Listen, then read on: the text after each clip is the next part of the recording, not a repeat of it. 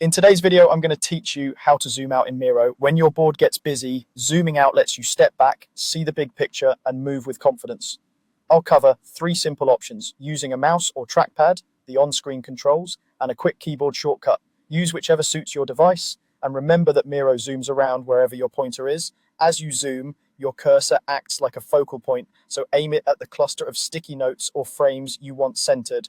First, the mouse or trackpad. With a mouse, place your cursor over the area you want to shrink in view, then scroll down on the wheel to zoom out. Each notch pulls the canvas farther away.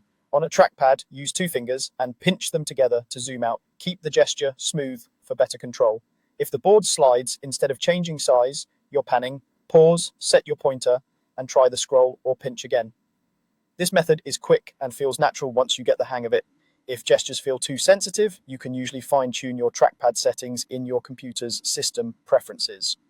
Next, use the on-screen zoom controls for precise, repeatable steps. Look to the bottom right corner of your board for the zoom toolbar, then click the minus button to zoom out. Each click adjusts the view in small, predictable increments, which is helpful when presenting or aligning the board to a specific scale. Click as many times as you need until everything fits comfortably on screen. You'll also see the current zoom level displayed nearby, which makes it easy to match a specific percentage again later.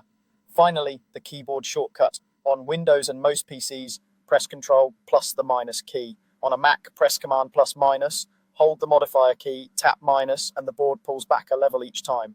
This is the fastest option if you like to keep your hands on the keyboard, and it delivers consistent results without relying on gesture sensitivity. So that's how to zoom out in Miro. Scroll or pinch, click the minus button, or use Control or Command with minus. Try each approach and stick with the one that feels most comfortable for your workflow.